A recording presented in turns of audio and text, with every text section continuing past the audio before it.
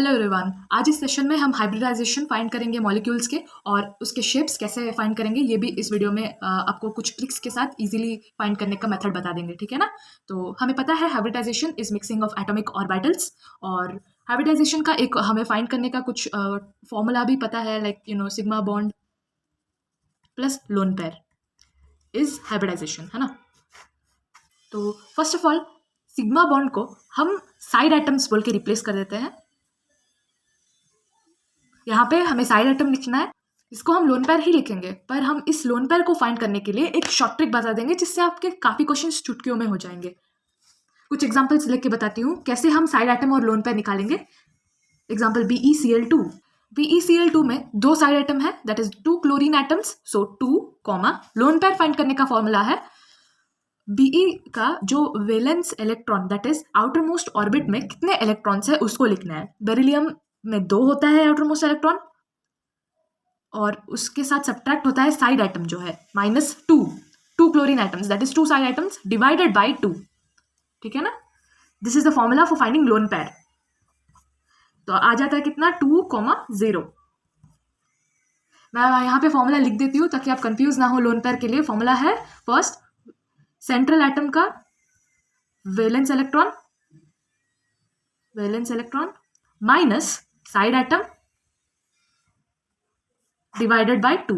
ये आपको बहुत बड़ा फॉर्मूला दिख रहा होगा, बट आप अगर क्वेश्चंस करते जाएंगे ना, लाइक मेरी तो ये आदत हो गई है। मैं पहले जब प्रिपरेशन कर रही थी कॉम्पिटिटिव एग्जाम्स के लिए, तो मुझे सारे क्वेश्चन इस फॉर्मूला की वजह से सिर्फ 1 मिनट में सॉल्व हो जाता है, जो कि नॉर्मल वे में करेंगे तो 2.5 मिनट्स 3 मिनट्स तक जा सकता है। तो मैं रेकमेंड करती हूँ, आपको अभी मुश्किल दिख सकता है, क्वेश्चंस करने के साथ साथ ये बहुत ईजी हो जाएगा। एक और एग्जाम्पल देखते हैं BF3। इसमें 3 साइड आइटम है 3, इसमें क्या पहले लोन पेयर फाइंड करने का फॉर्मूला सेंट्रल एटम का वैलेंस इलेक्ट्रॉन कितने होते हैं बोरॉन में 3 होता है, 3 माइनस साइड एटम कितना है 3 है डिवाइडेड बाय 2, तो दिस बिकम्स 3,0। ओके, एक और एग्जांपल ले लेते हैं NO2-।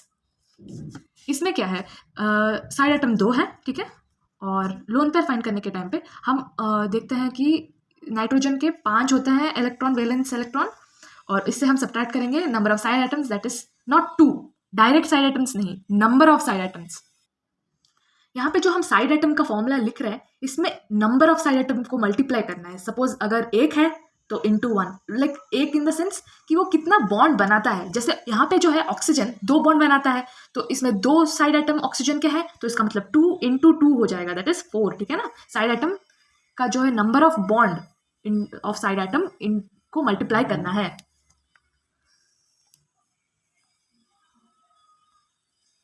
इंटू साइड एटम, ठीक है ना, ये फॉर्मूला है। जैसे यहाँ पे ऑक्सीजन 2 बॉन्ड बनाता है, इसीलिए हमने इसके साइड एटम 2 है और 2 इंटू 2 कर दिया, ठीक है ना। तो सिमिलरली BF3 में क्या होता है, फ्लोरीन का एक ही होता है, वो एक ही बॉन्ड बनाता है, इसीलिए 1 इंटू 3 फ्लोरीन एटम्स, ओके। और यहाँ पे सिमिलरली क्लोरीन का भी एक ही बॉन्ड बनाता है और इसका 2 है, सो 1 इंटू 2 2 हो जाता है। मैं यहाँ पे मिस हो गया था, तो इसको आप फॉलो अप करिए मेरे साथ, ठीक है ना। तो ये हो जाएगा क्या 5 माइनस नंबर ऑफ बॉन्ड कितने बना सकता है साइड एटम 2 बना सकता है, सो 2 into number of side atom 2, that is 4, तो 4। यहाँ पे ऊपर माइनस चार्ज है, minus charge in the sense एक इलेक्ट्रॉन एक्स्ट्रा है, तो उसको हम यहाँ पे ऐड कर देंगे, ठीक है ना, इसको डिवाइडेड बाय 2, तो ये हो जाएगा 2,2/2, ये हो जाएगा 2,1।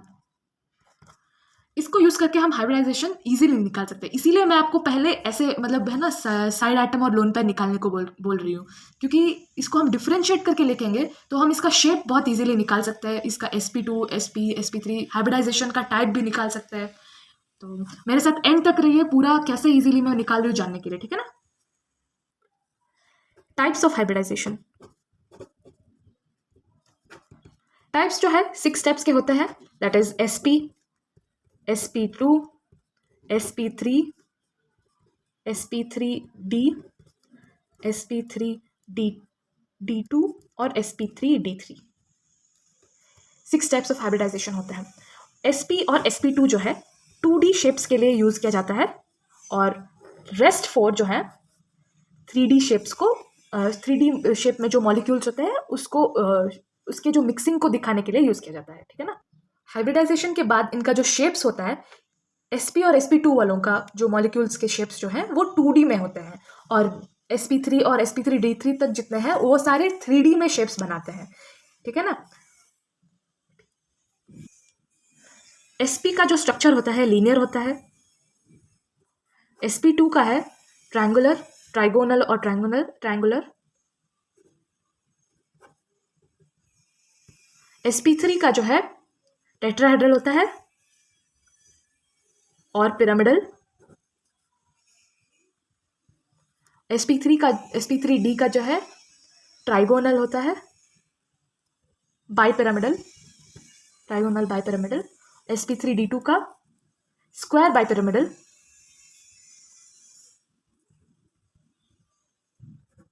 और sp3d3 का पेंटागोनल बाइपिरामिडल, ठीक है। लीनियर स्ट्रक्चर में s और px ऑर्बिटल का मिक्सिंग होकर हाइब्रिडाइजेशन होता है। sp2 में s px py का मिक्सिंग होता है। sp3 में s px py और pz ऑर्बिटल में मिक्सिंग होता है हाइब्रिडाइजेशन, ठीक है।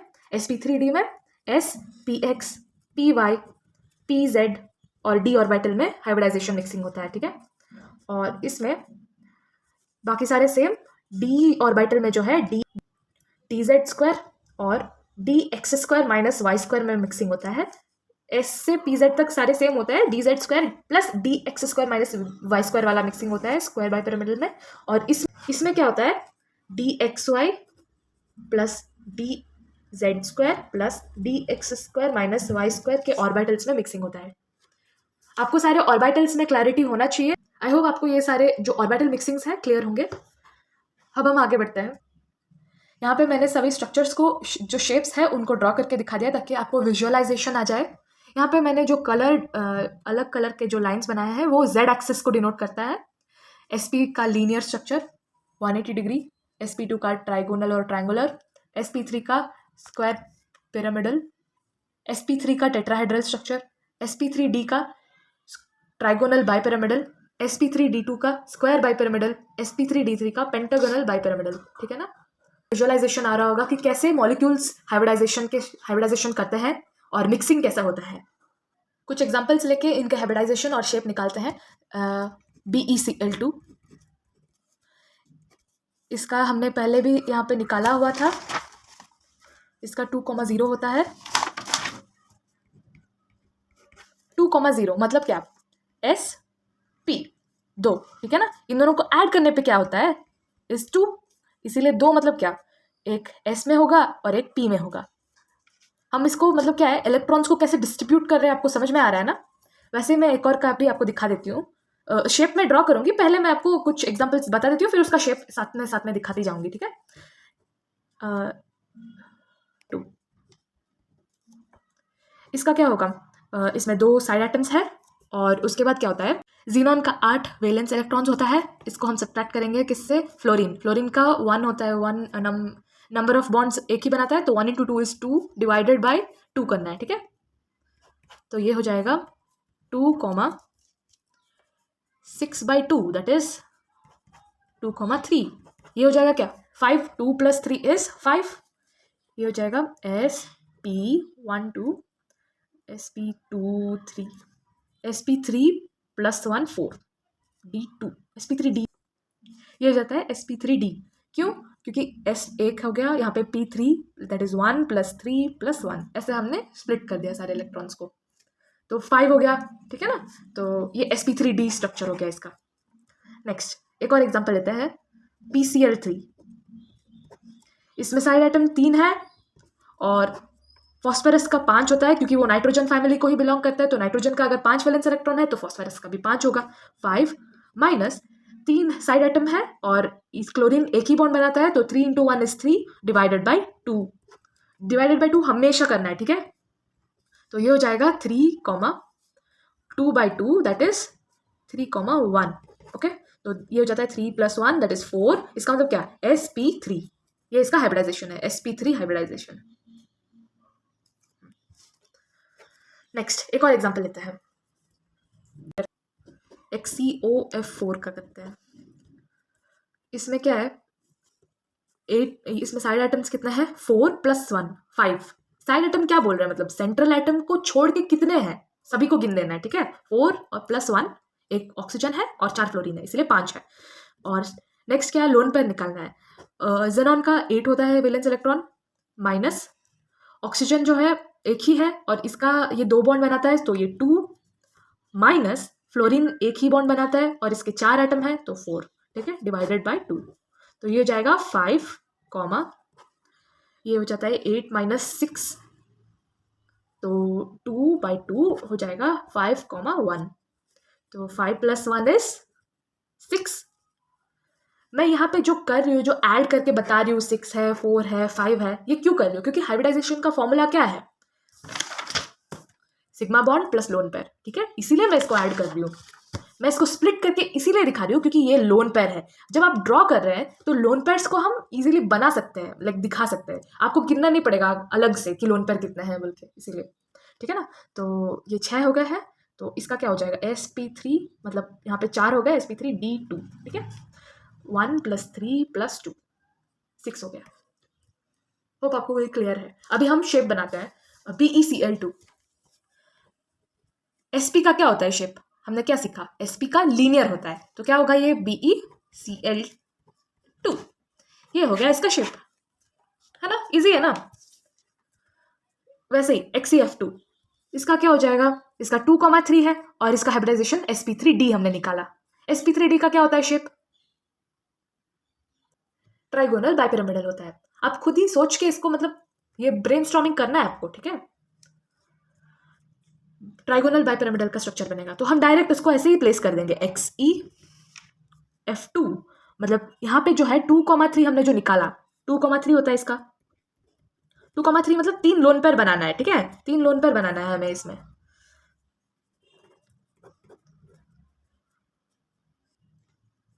तीन लोन पेयर, पहले हम लोन पेयर्स बना देते हैं।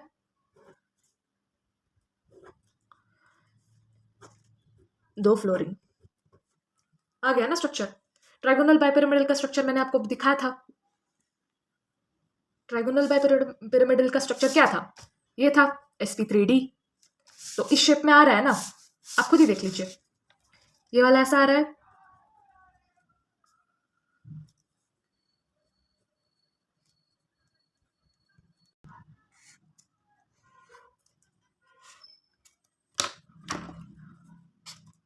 ठीक है ना। नेक्स्ट एग्जांपल, PCl3, ठीक है ना। उसमें हमने क्या देखा, sp3 हाइब्रिडाइजेशन। sp3 हाइब्रिडाइजेशन का क्या स्ट्रक्चर होता है, टेट्राहेड्रल स्ट्रक्चर, ठीक है। तो ये ऐसा दिखना चाहिए जब भी हम ड्रॉ करेंगे। आपके माइंड में जो है ना, ये जो शेप का जो मैंने लिस्ट दिखा रही हूँ आपको, ये सेट होना चाहिए। मैं इसको डिस्क्रिप्शन बॉक्स में डाल दूंगी, वरना कमेंट सेक्शन में पिन करके डाल दूंगी। आप इसको मतलब याद रखने की कोशिश करिए कि जब हाइब्रिडाइजेशन sp या sp2 या जो भी होता है उसका क्या शेप होता है, ये आपको याद रहना चाहिए। सिर्फ इसे याद रखेंगे और वो जो फॉर्मूला मैंने आपको बताया था लोन पेयर निकालने का और साइड एटम का, उतना आपको याद रखना है, बस आपके सारे हाइब्रिडाइजेशन के क्वेश्चंस चुटकियों में हो जाएंगे। तो आगे बढ़ते हैं। मैंने यहाँ पे जो 3,1 बताया है, 1 जो है लोन पेयर है, तो सिर्फ एक ही लोन पेयर बनेगा इसमें, ठीक है। हम इसको लोन पेयर को जो है यहाँ पे डाल देते हैं, बाकी सारे एटम्स को हम लिख देते हैं Cl, 3 क्लोरीन है तो 3 क्लोरीन एटम्स ड्रॉप कर देते हैं। तो आपको ये टेट्राहेड्रल शेप दिख रहा होगा। मैंने क्लैरिटी के लिए यहाँ पे एक टेट्राहेड्रल ज्योमेट्री का एक शेप बना दिया है, ठीक है। तो फॉस्फोरस जो है, आप इमेजिन करिए, इसको विजुअलाइज कीजिए, ठीक है। फॉस्फोरस इस पिरामिड में इधर है, एक पॉइंट पे क्लोरीन है, एक और पॉइंट पे एक और क्लोरीन है, 3 क्लोरीन है यहाँ पे, और इस पॉइंट पे हमारा लोन पेयर है। आई होप आपको ये शेप विजुअलाइजेशन में आ रहा होगा। ये आप खुद सोचेंगे तो ये समझ में आएगा। मैंने तो बस यहाँ पे पेपर पे प्लेन पे ये नहीं दिखाया जा सकता है अच्छे से, क्योंकि ये एक 3D ज्योमेट्री है, ठीक है ना। फिर आगे बढ़ते हैं। Next XeOF4। XeOF4 का स्ट्रक्चर यहाँ पे मैं बता रही हूँ। जीनॉन को हम सेंटर पे डालते हैं, ऑक्सीजन डबल बॉन्ड बनाता है, तो ऑक्सीजन का यहाँ पे डबल बॉन्ड बना देते हैं। एक लोन पेयर है यहाँ पे, तो उसको हम यहाँ डाल देते हैं, और 4 फ्लोरीन का बॉन्ड है। sp3d2 होने की वजह से इसका स्ट्रक्चर जो है स्क्वायर बाइपिरामिडल होता है। तो इधर आपको दिख रहा होगा कि ये स्क्वायर बाइपिरामिडल है।